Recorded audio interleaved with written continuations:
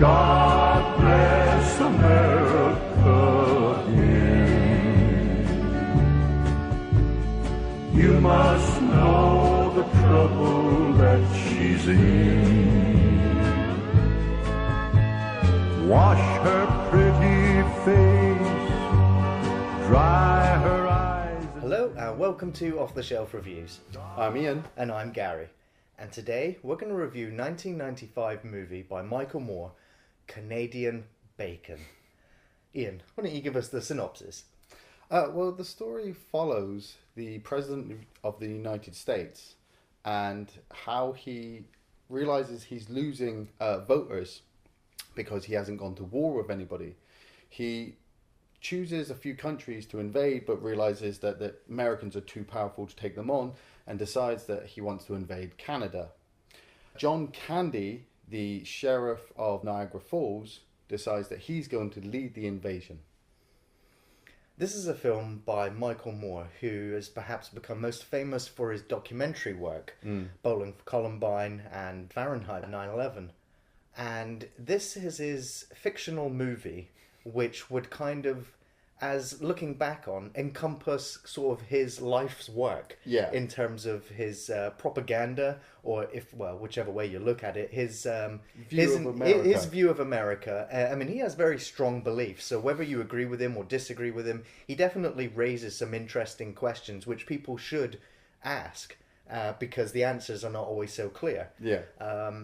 So actually watching him sort of develop all of those ideas that he had pre-making those documentaries into making a coherent movie was an interesting thing to watch. In my opinion, it fails. This film, I've had this film on videotape for fucking ages and always thought to myself, you know what, I should watch this film. It's got John Candy in it. I'm a big fan. I loved him in Home Alone and Uncle Buck and Planes, Trains and Automobiles. He's just a really brilliant comedian, and I'd never sat around to watch it until we decided to review it. And then I noticed these little things. I was just like, okay, it's directed by Michael Moore, Mr. I Hate America and everybody else should have hate America too, you know. And I'm like, really? Michael Moore? Okay. Directing John Candy, a comedian? Okay. Well, the opening of the movie with the song kind of cements it. It's like, you know, America is in trouble, and what are you going to do to change it, to make it better? I love that opening. God bless America again. You must know the trouble that she's in.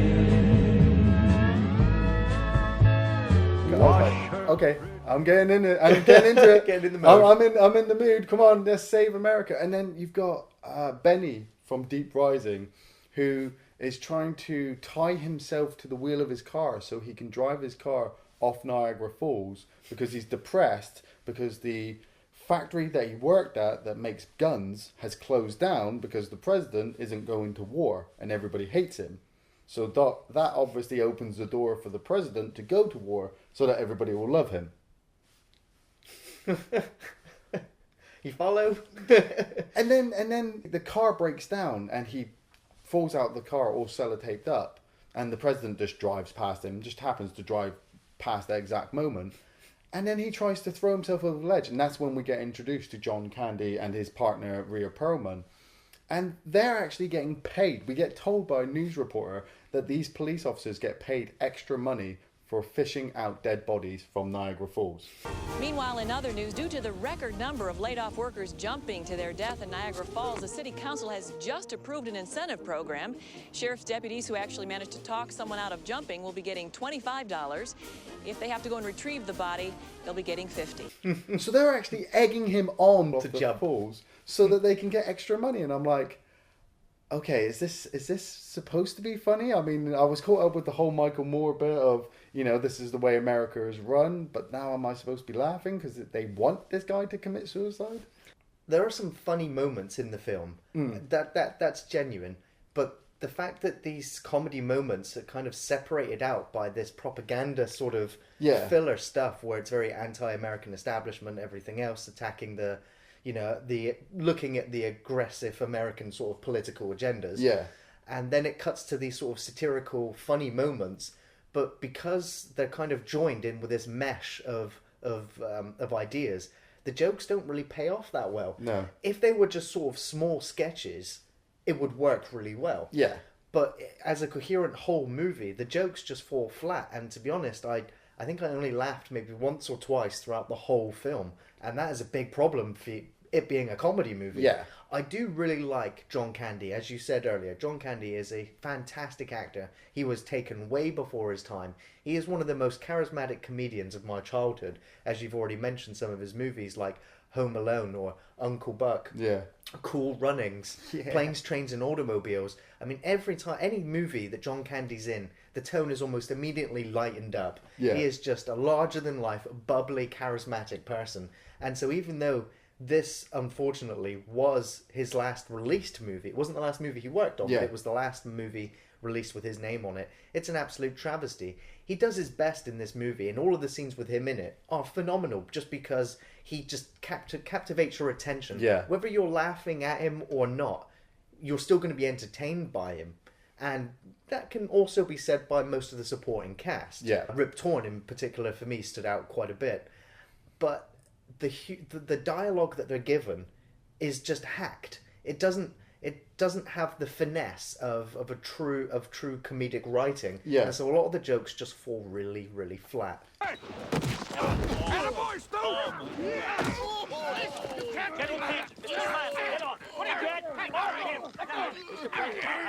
See, for me, you had these really kind of intelligent comedy moments with like the president and his war council, with like Kevin Pollak as the little weedy guy who's trying to convince the president to go to war so that he can pay back the company owner, because obviously he's owned by him. It's really confusing. But yeah, you've got these segments which are really intelligent and really funny, giving you the open back door of how American politics work. You know, it's not fair. I mean, every other president had all of the Russians to blame for everything. What have I got?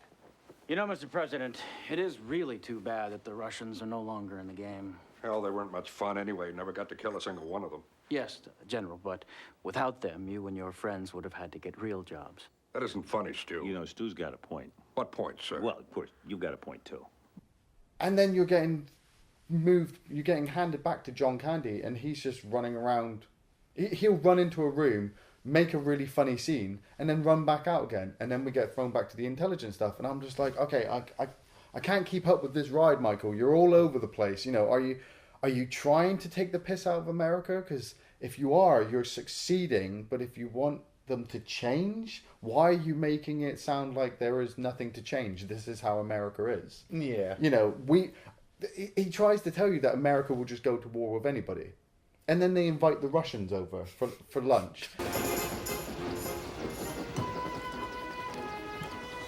Look at them, the treacherous bastards. Once a commie, always a commie. General, try to pretend you're not here. Shut up, Peanuts. All right. Be nice. This man's our only hope. They invite the Russian president over and let him sit in the White House eating KFC. That KFC sequence goes on for ages where they're just, smacking their licking his lips and fingers. just... And then, but then they explain it that the Cold War was so disabling to both countries. America were the only ones that managed to come out on top because they had an economy built up on McDonald's and KFC, which the Russians and pretty much every other country in the world want a part of because it would help their economy. And I'm just like, okay, so is that the joke?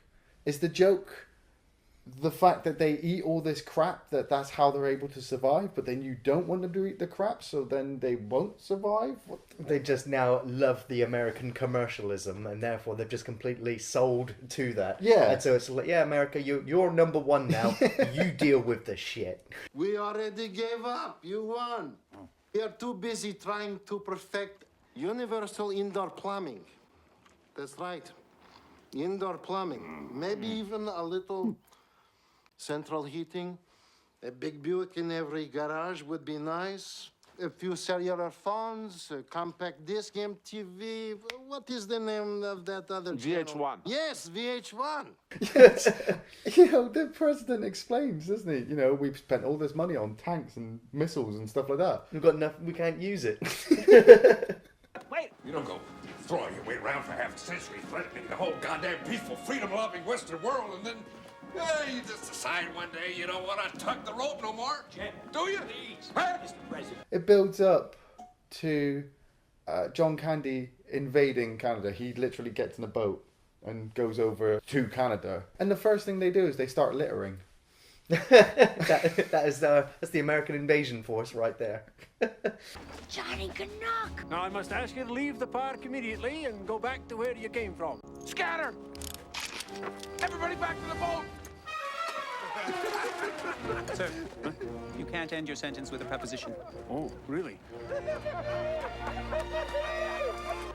Well, what would you say? There is a nice little build up into how you see the politicians sort of working away into sort of incite fear about their Canadian neighbours. Yeah. And the sort of jokes are there. It's like, how are we going to make the American people fear the Canadians? And so they start doing this research where you've got somebody who's like investigating every country in the world, and he goes to the Canadian guy and he's just like, there's all these things that the Canadians are up to. You don't understand that they're backdoor politicians and their covert ways. We're just completely oblivious to it. It's the new sort of terrorist threat. You're right, Gus. Of course I'm right. It was crazy of us to have been so blind for so long. But we thought, wow, they're just Canadians. Yeah, they're practically the 51st state. We admired them. Clean streets, no crime, no minorities. How'd they do that? No slavery. God, they're smart.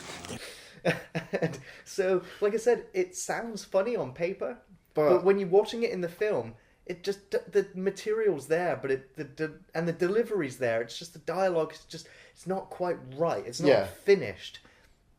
And so, of course, it does build up, and you can't help but be reminded of something that did this a whole lot better. South Park, bigger, longer, and uncut. Yeah. Their entire Blame Canada song is better than Canadian Bacon. Yeah. In a nutshell. Blame Canada! It seems that everything's gone wrong since Canada came along. Blame Canada!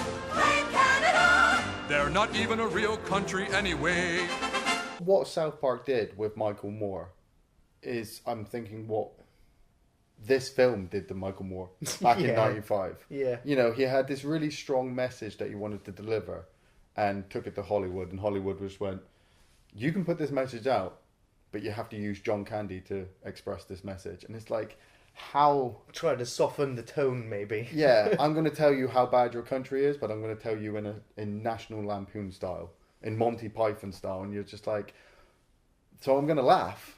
I'm going to laugh, right? Yes, you're going to laugh about how bad your country is. But is that supposed to be funny? Yes, it's funny. How bad your country is. They play up on sort of this Canadian humour, and they poke fun at Canada throughout the movie. I don't like Canada. It's freezing cold. Canada owns more of the U.S. than any other country. The Canadians, they walk among us. William Shatner, Michael J. Fox, Monty Hall, Mike Myers, Alex Trebek. All of them Canadians. All of them here. And you know, some of the jokes you kind of grimace through them. You're just like, ha ha ha. It's not laugh out loud funny, but like I said, it's sort of enough just to keep you watching anyway. Yeah. But the thing is that all of the humour that's based on Canada is sort of lost under the weight of the satire about the American sort of political system. Yeah. So when they're poking fun at Canada, it's kind of like, it's not enough. It just kind of looks, what I would say is flaccid. It just is really soft. In comparison to when you cut to Rip Torn, who for me is just kind of like, if you've ever played Populous or Civilization or Tropico, he's like the general that's always there. And he's just like, build nuclear factories, build tanks, go to war. It's like he is like he's had a lobotomy and now he's just switched into war machine mode and nothing else. It's like he's only got 2 fucking brain cells. And that's kind of captured. I mean, the humour is there with Rip Torn, where they're looking at a monitor and he's like, yes, look at this precision missile strike at a nuclear factory. And the other guy's just like, I thought they didn't have any nuclear factories. And he's like, well, it was a hospital, but look at the strike. How did you know that was a nuclear facility? Well, they tricked us on that one. That's a hospital. But it's a hell of a strike.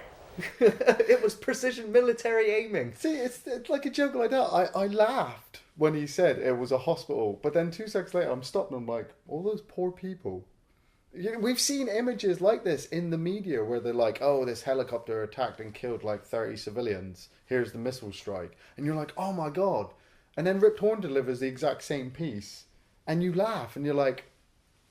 It is, I mean, it's dealing with weighty subject matter and it is satirizing it.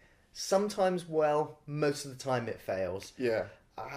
I really struggled to get through this film. I actually, for the most part, thought I would turn it off, but I was only watching it just to pay my respects to John Candy. Yeah. There are a couple of interesting cameos in the film, and I think my favourite scene in the film is where Dan Aykroyd turns up and he pulls over their van and they've got Canada sucks and lots of other anti-Semitic kind of writing on there.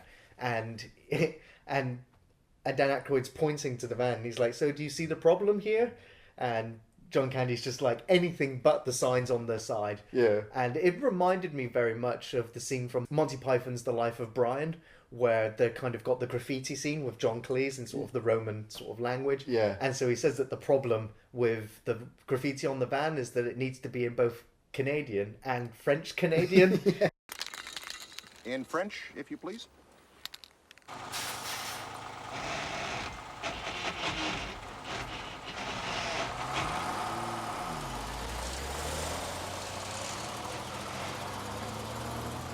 And so that is genuinely quite funny, and Dan Aykroyd is usually pretty funny in anything that he's in. Yeah. And so sort of the two of them have that sort of back and forth, and it is genuinely quite funny. It will make you chuckle. Again, it won't make you laugh out loud, but it's a nice little scene. It does pull together quite well. Yeah. I mean, I really enjoyed that scene with James Belushi, where he turns up as the news reporter. And the guy in the studio says to him, you know, we're glad to have you back from the Betty Ford clinic. And James Belushi just stands there and just completely calm. He just says, "Ed, it's great to be back. I want to apologize for the hurt I may have caused that night to so many of you, especially those who were standing too close to the curb. You know who you are." I'm like, okay, you know, you drug head. And it's like later on, it's like, all the scenes with John Candy are really, really well done. But trying to get a man of his size to move quickly was just ridiculous. There's a sequence at the beginning where the president is giving a speech and he's quoting Bob Dylan. And one of the other main characters has bought a uranium-tipped missile launcher and he fires it at the president. And the scene, John Candy supposedly runs up and pushes the president out of the way. But it's like Speedy Gonzales runs up and pushes the president out of the way. And I'm like, what the fuck? I had to rewind it twice just to see it work out. The answer, my friend, is blowing in the wind. The answer, my friend...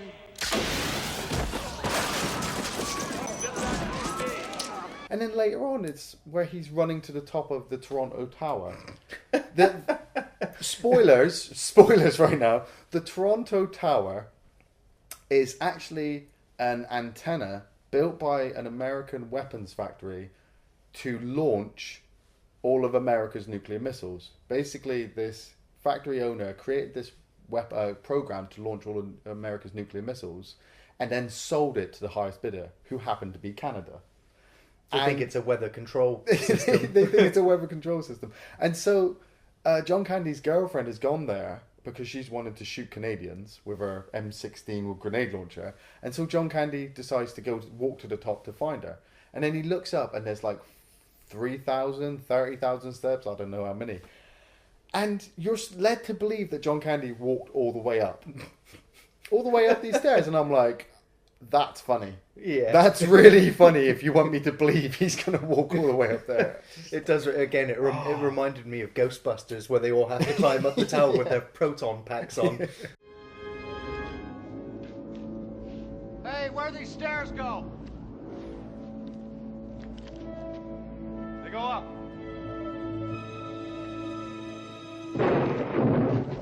My favourite scene, and it's a bit dark and it's a bit harsh actually, but it did make me kind of laugh, and I'm just going to apologise now, but it's a scene where Kevin Pollock, the president's aide, is speaking to RJ Hacker, who is the weapons factory owner.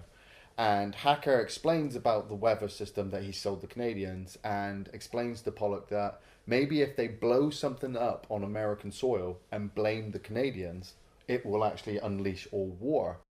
Back in the early 1960s, my old buddy Lyndon Johnson says, boys, why don't we just bomb one of our own ships and blame it on the North Vietnamese? That's what we did. We shelled a U.S. Navy ship in the Gulf of Tonkin. 24 hours later, the U.S. Senate voted 98-2 to send troops to Vietnam. And I paused the film, looked it up, realised that the film had been released in 1995, and obviously remembered the 9/11 attacks, where obviously the two towers were destroyed. And I sat there thinking, you fucking bastards. George Bush sat down, watched Canadian Bacon, and stole that idea. That is my favourite scene. That's pretty dark and maybe plausible.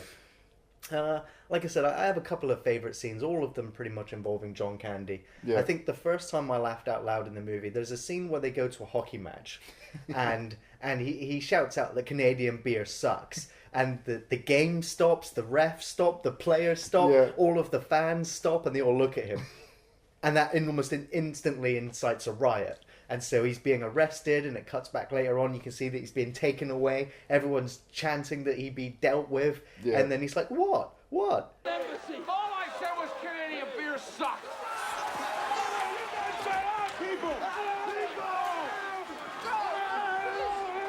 Can we all just get along? And then instantly another riot breaks out there on the spot. I thought that was quite funny. I also like the fact that most of the American actors in the movie are played by Canadians, and most of the Canadians in the movie are played by Americans.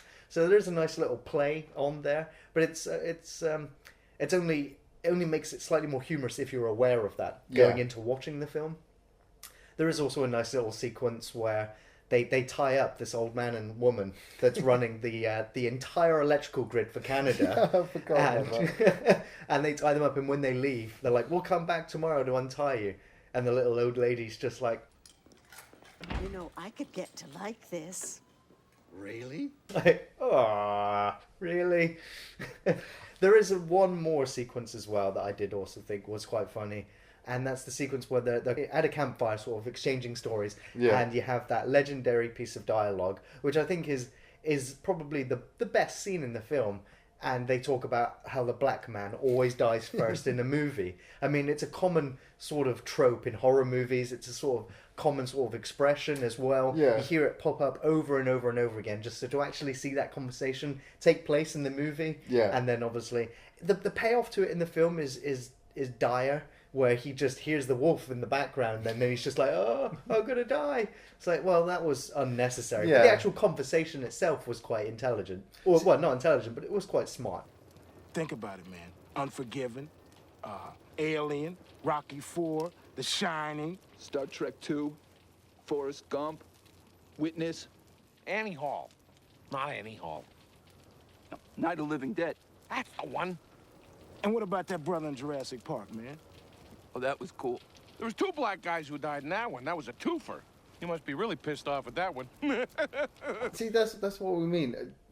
Michael Moore's intelligent pieces lead up to funny moments, but don't pay off. It's a good film. I will recommend it if you are willing on sitting through another hour and a 10-20 minute Michael Moore documentary. But as a bonus, you have John Candy there and a whole host of comedy actors who are just playing up all these stupid things that you know are bad, but are willing to let go because they're funny. I don't recommend Canadian Bacon. It's a flat movie. The pacing is off. The humor is just, it's juvenile at best. It's a slapstick in some places.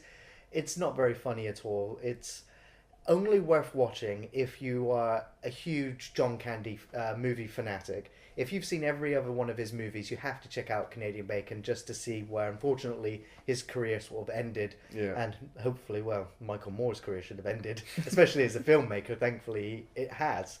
No, I can't recommend Canadian Bacon. born in the USA. I was born in the USA. I was born in the USA. I was born in the USA. I was born in the USA. Born in the USA. Born in the USA. I was born in the USA. I was born in the USA. Thanks for watching Off the Shelf Reviews. Only in America can a guy from anywhere go to sleep a pauper and wake up a millionaire. Only in America can a kid without a cent get a break and make. The black cat never gets to drive. It's not because you're black, all right? Lots of black guys, they drive all the time. Well, give me an example. What's his name? Danny Glover and driving Miss, what's her name? Danny Glover did not drive Miss Daisy. He drove Mel Gibson. He does not drive Mel Gibson. That's Eddie Murphy drives Mel Gibson. Eddie Murphy drives Nick Nolte.